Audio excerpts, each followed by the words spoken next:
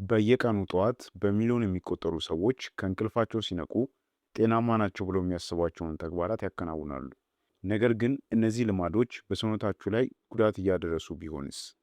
አይናችሁን እንደገለጣችሁ የምታደርጓቸው የመጀመሪያዎቹ ነገሮች ቀስ በቀስ ጉልበታችሁን የሚቀንሱ፣ የምግብ መፈጨት ስርዓታችሁን ወይንም ሜታቦሊዝማችሁን የሚያበላሹና ለረጅም ጊዜም ጤናችሁ ጠንቅ የሚሆኑ ቢሆንስ?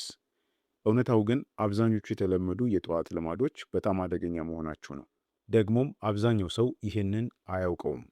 በዚህ ቪዲዮ ውስጥም ሰዎች በየቀኑ ጠዋት የሚሰሯቸውን ትልልቅ የጤና ስህተቶችና ከሁሉም በላይ ደግሞ በዝምታ በሰውነታችሁ ላይ ጉዳት ማድረሳቸውን ከመቀጠላችሁ በፊት እንዴት ማስተካከልም እንደሚቻል በዝርዝር የምንመለከት ይሆናል። እኔ ዶክተር አማኑኤል ነኝ። ቪዲዮውን ላይክ እንዲሁም ደግሞ ቻናሉንም ሰብስክራይብ በማድረግ እንድትጀምሩት እየጠየኳችሁ አሁን ወደ ፕሮግራሜ እማልፍ ይሆናል።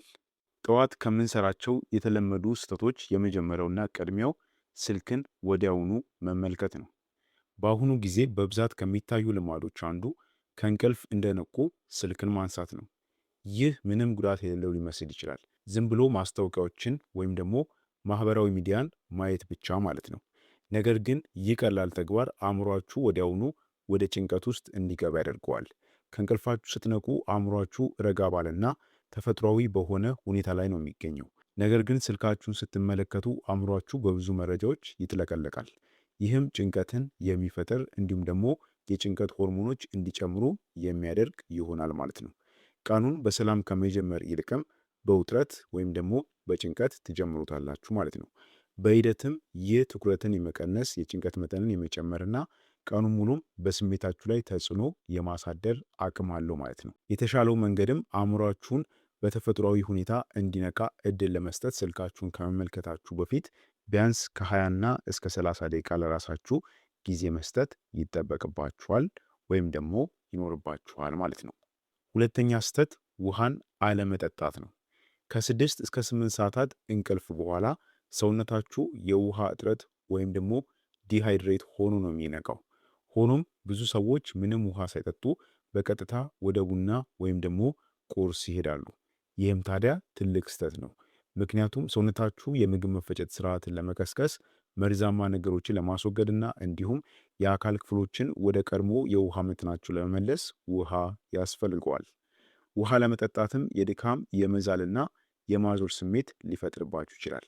ጠዋት እንደተነሳችሁም አንድ ብርጭቆ ውሃ መጠጣት የሰውነትን እንቅስቃሴ ለመጀመር የምግብ መፈጨትን ለማሻሻልና የጉልበት መጠናችሁንም በተፈጥሯዊ መንገድ ለመጨመር ይረዳል። ይህም ታዲያ በጣም ቀላል ከሆኑ ልማዶች አንዱ ቢሆንም እጅግ በጣም ጠቃሚ ከሆኑት ውስጥ አንዱና አስፈላጊ ነው ማለት ነው። ስለዚህ ጠዋት እንደተነሳችሁ አንድ ብርጭቆ ውሃ በባዶ ሆዳችሁ ብትጠጡ የሚመከር ነው። ይህንን ፈጽሞ መርሳት የለባችሁም። ሶስተኛ ከእንቅልፋችሁ እንደተነሳችሁ የምትሰሩት ስህተት ቡናን በባዶ ሆድ መጠጣት ነው። ቡና ለብዙ ሰዎች የጠዋት ምርጫቸው ነው። ነገር ግን በባዶ ሆድ መጠጣት ከጥቅሙ ይልቅ ጉዳቱ ያመዝናል። የጨጓራ አሲድን ሊጨምር፣ የምግብ መፈጨት ስርዓትን ሊያቆስል እናም በቀኑ መጨረሻ ላይ ደግሞ የድካም ስሜት እንዲሰማችሁ ሊያደርግ ይችላል። ጠዋት ላይ ሰውነታችሁ በተፈጥሮ ኮርቲሶል የተባለውን ከእንቅልፋችሁ እንድትነቁ የሚረዳ ሆርሞንን ያመነጫል። ቡናን በጣም ቀድሞ መጠጣት ደግሞ ይህንን ተፈጥሯዊ ሂደት ሊያስተጓጉል እናም በካፌን ላይ ጥገኛ እንድትሆኑ ያደርጋችኋል ማለት ነው። ይልቁንም መጀመሪያ ላይ ውሃ መጠጣት፣ ቀለል ያለ ነገር መመገብ እናም ሰውነታችሁ በሚገባ ከነቃ በኋላ ቡናን መጠጣቱ የሚመከር ነው ማለት ነው። ስለዚህ ይህንን ሳታደርጉ ፈጽሞ በባዶ ሆዳችሁ ጠዋት እንደተነሳችሁ ቡናን መጠጣት የለባችሁም። አራተኛ ስህተት ቁርስን መተው ወይም ደግሞ ቁርስ ላይ የተሳሳቱ ምግቦችን መመገብ ነው። አንዳንድ ሰዎች ቁርስን ሙሉ በሙሉ ይተዋሉ። ሌሎች ደግሞ ቁርስ ላይ በስኳርና እንዲሁም ደግሞ በተቀነባበሩ ካርቦሃይድሬቶች የተሞሉ ምግቦችን ይመገባሉ።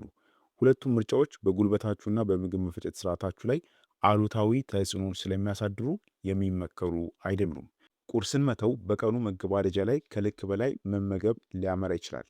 በሌላ በኩል ደግሞ ስኳር የበዛባቸው ምግቦችን ወይም ደግሞ ጣፋጭ ምግቦችን መመገብ የደም ስኳር መጠንን በፍጥነት እንዲጨምርና ከዚያ በኋላም እንዲቀንስ ስለሚያደርጉ ድካምና የረሃብ ስሜት እንዲሰማችሁ ያደርጋል ማለት ነው። ስለሆነም ፕሮቲን፣ ጤናማ ቅባቶችና ፋይበርን የያዘ የተመጣጠነ ቁርስ የጉልበት መጠናችሁ እንዲረጋጋ ያደርጋል ማለት ነው። አምስተኛ ጠዋት እንደተነሳችሁ የምትሰሩት ስህተት ሰውነትን አለማንቀሳቀስ ነው። ከእንቅልፍ ተነስታችሁ ምንም አይነት እንቅስቃሴ ሳታደርጉ መቆየት ብዙ ሰዎች የሚሰሩት ሌላው ስህተት ነው። የደም ዝውውርን ለመጨመር ጡንቻዎቻችሁን ለማነቃቃትና ስሜታችሁንም ለማሻሻል ሰውነታችሁ እንቅስቃሴ ያስፈልገዋል። የግድ ከባድ ስፖርት መስራትም አይጠበቅባችሁም። ቀለል ያሉ ሰውነትን የሚያፍታቱ እንቅስቃሴዎችን፣ አጭር የሆነ የእግር ጉዞ ወይም ደግሞ ቀለል ያሉ ልምምዶችን መስራት ትችላላችሁ። ይህ በጣም ትልቅ የሆነ ለውጥን ያመጣላችኋል። የትም ሳትሄዱ በቤታችሁ ወይም ደግሞ በግቢያችሁ መስራት የምትችሏቸውን እንቅስቃሴዎች መስራት ማለት ነው። ጠዋት ላይ የሚደረግ እንቅስቃሴ የጉልበት መጠንን ለማሻሻል ይረዳል፣ የልብ ጤናን ይደግፋል፣ እንዲሁም ደግሞ ሰውነታችሁ ለቀሪውን ቀን ያዘጋጀዋል ማለት ነው። ለረጅም ጊዜም ሳትንቀሳቀሱ መቆየት የመዛልና የመሰላቸት ስሜት ቀኑን ሙሉ እንዲሰማችሁ ያደርጋል ማለት ነው። ስለዚህ ጠዋት እንደተነሳችሁ መጠነኛ የሆነ እንቅስቃሴ ለ10 እና ለ15 ደቂቃ ያክል መስራት ያስፈልጋል ማለት ነው። ስድስተኛ ስህተት የተፈጥሮ የፀሐይ ብርሃንን ችላ ማለት። የፀሐይ ብርሃን የሰውነትን የተፈጥሮ የጊዜ መቆጣጠሪያ በማስተካከል ረገድ ወሳኝ ሚና አለው። ጠዋት ላይ የፀሐይ ብርሃን ካላገኛችሁ ሰውነታችሁ ሙሉ በሙሉ ለመንቃት ይቸገራል። የእንቅልፍ ዑደታችሁም ሊዛባ ይችላል። ለተፈጥሮ ብርሃን መጋለጥ አእምሮ የመንቃትና ንቁ የመሆን ጊዜ መሆኑን እንዲረዳ ይረዳዋል። በተጨማሪም ደግሞ የቫይታሚን ዲ ምርትንም ይደግፋል፣ እንዲሁም ደግሞ ስሜታችሁንም የሚያሻሽል ነው። ለጥቂት ደቂቃዎችም እንኳን ወደ ውጭ መውጣት ወይም ደግሞ መስኮት አጠገብ መሆን ቀኑ ሙሉ በሚሰማችሁ ስሜት ላይ የሚታይ ለውጥን ያመጣላችኋል ማለት ነው። ስለዚህ የጠዋት ፀሐይን በፍጹም አታሳልፉ። ሌላው ሰባተኛ ስህተት ቀኑን በሩጫ መጀመር ነው። ይህ ማለት መጣደፍና መቻኮል ማለት ነው። ዘግይቶ መንቃትና የጠዋት ጊዜን በሩጫ ማሳለፍ ቀኑን ገና ሳይጀምር ለጭንቀት የሚዳርግ ነው። ይህም የማያቋርጥ መጣደፍ የኮርቲሶል መጠንን ይጨምራል፣ የአስተሳሰብ ግልጸኝነትን ይነከዋል፣ እንዲሁም ደግሞ የመጨናነቅ ስሜትን እንዲሰማችሁ ያደርጋል ማለት ነው። በሂደትም ይህ ልማድ በአእምሯችሁም ሆነ በአካላችሁ ጤና ላይ ተጽዕኖን እያሳደረ ይመጣል። ጠዋት ላይ ረጋ ብላችሁና አስባችሁበት ለመንቀሳቀስ በቂ ጊዜ ለራሳችሁ መስጠት እንዲሁም ደግሞ የዕለት ተዕለት ልምዳችሁንም ሙሉ በሙሉ ሊለውጠው ይችላል ማለት ነው። ጠዋት ላይ ረጋ ብላችሁና አስባችሁበት ለመንቀሳቀስ በቂ ጊዜ ለራሳችሁ መስጠት የዕለት ተዕለት ልምዳችሁን ሙሉ በሙሉ ሊለውጠው ይችላል። ከወትሮ 20 ደቂቃ ቀድሞ መንቃት እንኳን ነገሮችን እንድትቆጣጠሩና ጭንቀትም እንዲቀንስላችሁ ይረዳል ማለት ነው። ስለዚህ እንደተነሳችሁ በፍጹም መቻኮል የለባችሁም።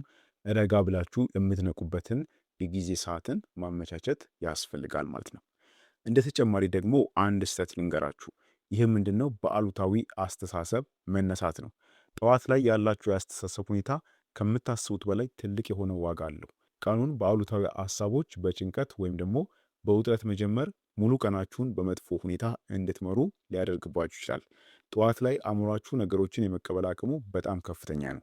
ይህ ማለት ትኩረት የምታደርጉባቸው ሀሳቦች በስሜታችሁ ላይ፣ በውሳኔያችሁ ላይ እናም ደግሞ በጉልበታችሁ ላይ ከፍተኛ የሆነ ተጽዕኖን ያሳድራሉ ማለት ነው።